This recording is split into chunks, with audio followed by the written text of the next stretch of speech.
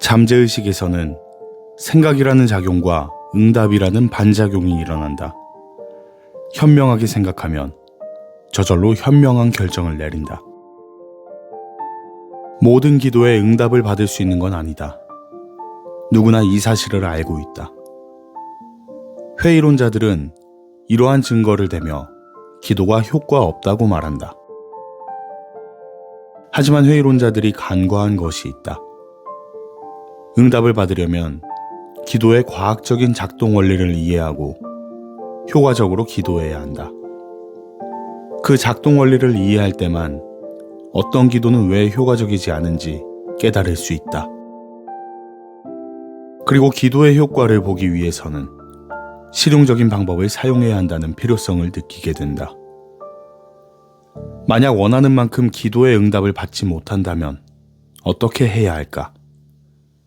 기도가 왜 실패하는지 알려면 먼저 기도의 원리를 이해해야 한다. 기도가 실패하는 이유는 자신감이 부족하거나 응답을 받기 위해 너무 애를 쓰고 있기 때문이다. 잠재의식의 작동 원리를 완전히 이해하지 못한 탓에 응답을 받는 길을 스스로 막고 있는 셈이다. 하지만 마음이 어떻게 기능하는지 알면 자신감이 쌓인다. 잠재의식이 아이디어를 받아들이면 그 아이디어를 곧장 실행한다는 사실을 잊어서는 안 된다. 그리고 아이디어를 실행하기 위해서 온갖 자원을 동원한다. 잠재의식은 마음속 깊은 곳에 정신적, 영적 법칙을 불러내는데 이 법칙은 긍정적인 아이디어뿐만 아니라 부정적인 아이디어에도 적용된다. 그래서 잠재의식을 부정적으로 사용하면 문제와 실패, 혼란이 발생한다. 잠재의식을 건설적으로 사용하면 잠재의식은 길을 안내해주고 자유와 마음의 평화를 준다. 긍정적이고 건설적이고 사랑이 넘치는 생각을 하면 잠재의식은 해답을 뚝딱 내놓는다. 실패를 극복하려면 잠재의식이 아이디어나 요구를 받아들이도록 해야 한다는 자명한 원리가 바로 여기서 나오는 것이다. 생각이 곧 현실이 되리라고 느끼면 마음의 법칙이 알아서 나머지 일을 처리하고 생각을 정말로 실현한다. 믿음과 확신을 바탕에 두고 소망을 잠재의식에 넘기면 잠재의식은 소망을 받아들여 응답을 줄 것이다.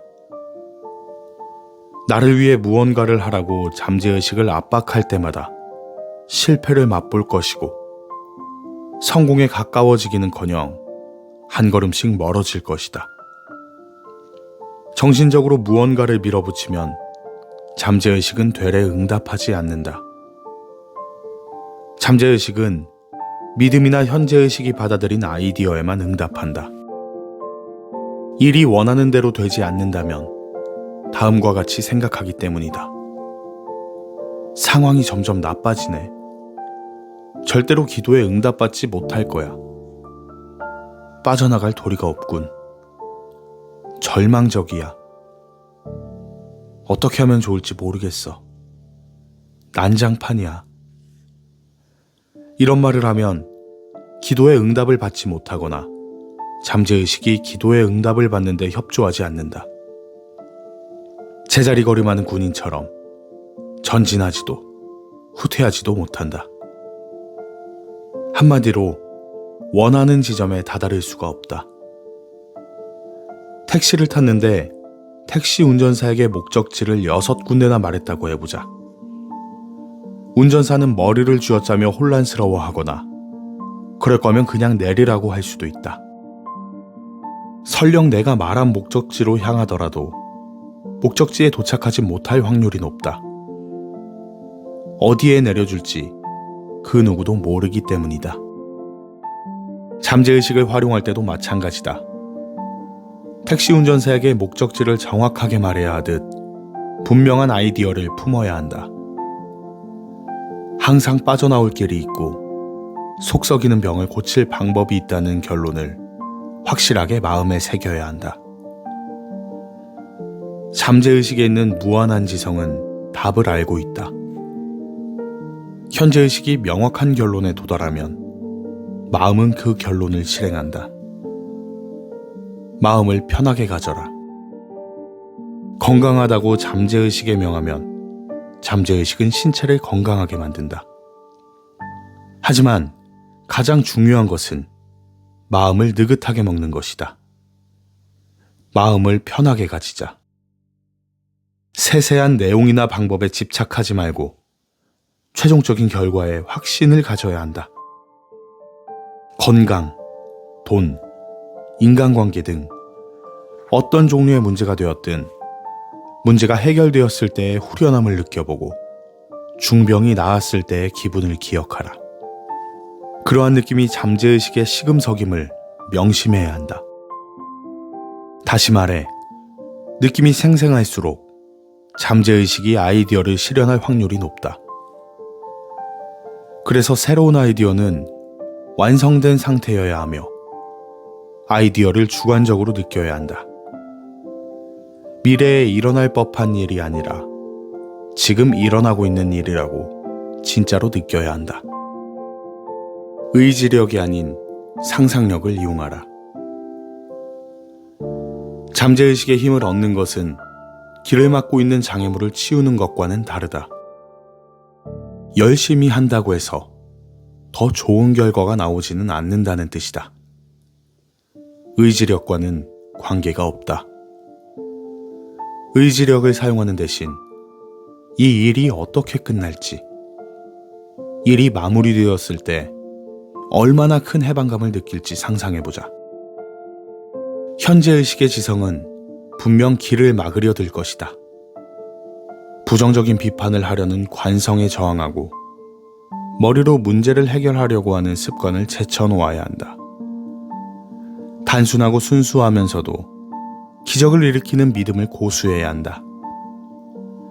질병이나 문제가 없는 상태를 머릿속에 그려보고 갈망하던 자유를 찾았을 때의 만족감을 상상해보자. 그 과정에서 불필요한 건 모두 쳐내야 한다. 간단한 방법이 가장 좋다. 잠재의식으로부터 멋지게 응답을 이끌어내는 방법은 훈련된 상상력이나 과학적인 상상력을 이용하는 것이다. 성공적인 기도를 위한 3단계.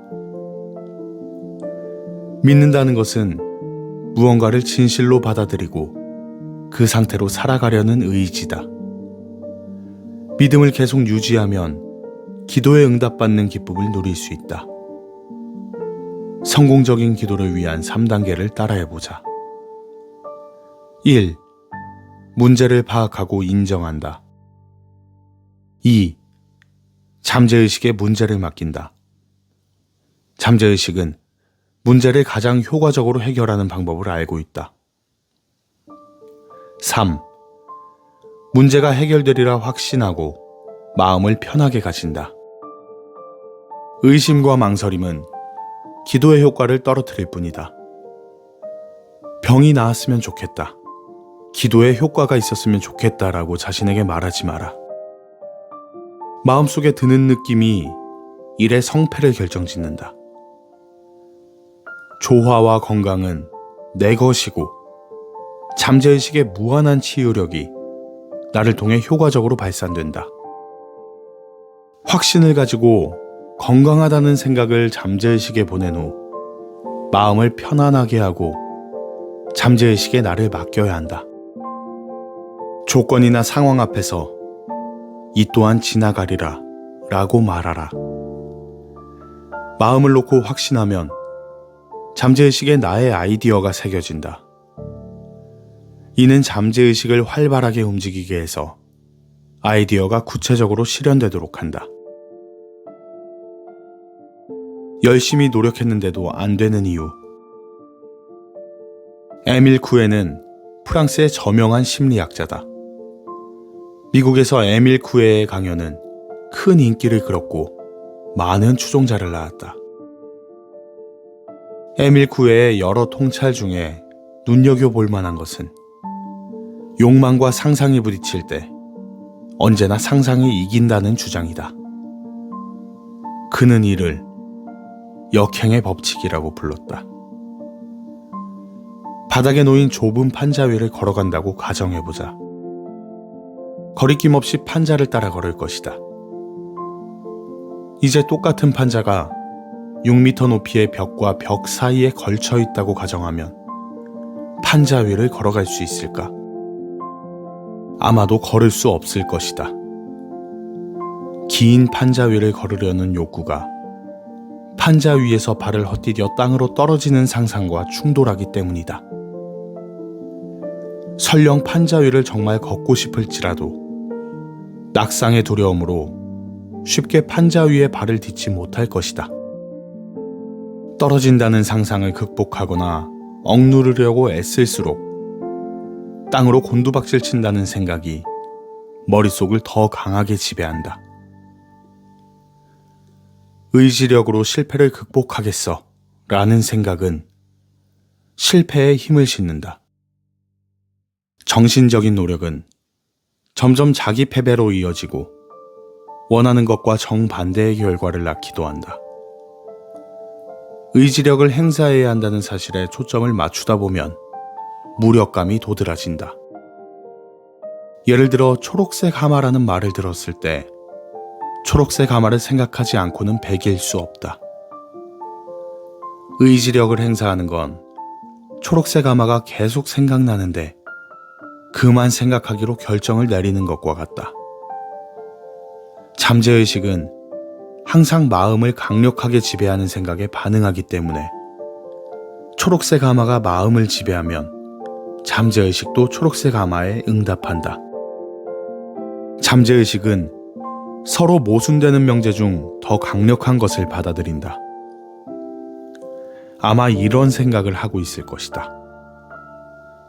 병이 나았으면 하는데 왜 병이 낫지 않는 걸까? 정말 열심히 노력했는데 왜 성과가 없는 걸까? 더 열심히 기도해 봐야겠다. 모든 의지력을 동원해야겠다. 무엇이 잘못되었는지 깨달아야 한다. 문제는 너무 열심히 노력한다는 것이다. 의지력을 써서 잠재의식이 생각을 받아들이도록 강요해서는 안 된다. 이런 시도는 실패할 수밖에 없고 기도한 내용과 정반대의 결과를 낳기도 한다. 애쓰지 않으면 차라리 더 좋은 성과가 나온다. 노력 역행의 법칙에 따라 지나친 노력은 성공이 아닌 실패로 이어졌고 요구하거나 기도했던 바와는 정반대의 결과가 나타난 것이다. 욕구와 상상의 갈등을 해소하라. 정신력이나 의지력을 사용한다는 건 반대로 작용하는 힘이 있다는 걸 전제한다. 하지만 원하는 것과 반대되는 내용을 상상할수록 실제로 반대의 결과로 이어진다. 만약 원하는 결과를 얻기 위해 헤쳐나가야 하는 장애물에 온 신경이 쏠려 있다면 원하는 결과를 얻기 위한 수단에는 관심을 쏟지 못할 것이다. 내가 진정으로 너희에게 말한다. 땅에서 너희 가운데 두 사람이 합심하여 무슨 일이든지 구하면 하늘에 계신 내 아버지께서 그들에게 이루어 주실 것이다. 마태복음 18장 19절. 이 성경 구절에서 두 사람은 과연 누구를 말하는 것일까? 두 사람은 현재의식과 잠재의식을 의미한다. 합심한다는 것은 현재의식과 잠재의식의 아이디어와 욕구, 심상이 조화롭게 일치하고 호응함을 뜻한다. 마음속 잠재의식과 현재의식이 서로 다투지 않을 때 기도는 응답을 받을 것이다. 그리고 합치된 두 의식은 나 자신과 나의 욕구, 생각, 느낌, 아이디어, 감정, 욕망, 상상으로 표현된다. 노력이 최소한으로 드는 졸리고 나른한 상태로 들어가면 욕구와 상상 간의 충돌을 피할 수 있다. 졸린 상태에서 현재의식은 가라앉는 경우가 많기 때문이다. 그래서 막 잠들기 전이 잠재의식에 아이디어를 새기기 가장 좋은 타이밍이다. 왜냐하면 잠들기 전과 잠에서 막 깨어났을 때 잠재의식이 수면으로 떠오르기 때문이다. 이 상태에서는 소망을 억누르고 잠재의식이 아이디어를 받아들이는 걸 막았던 부정적인 생각과 이미지가 더는 존재하지 않는다. 소망이 실제로 이루어지는 걸 상상하고 짜릿한 성취감을 느낄 때 잠재의식은 소망을 실현한다. 그래서 많은 위인은 상상을 유도하고 상상력을 제어하고 훈련하여 문제를 해결하고 딜레마를 극복할 수 있었다. 진짜라고 상상하고 느끼는 일이 현실에서 반드시 일어나리라는 걸 알고 있었던 것이다.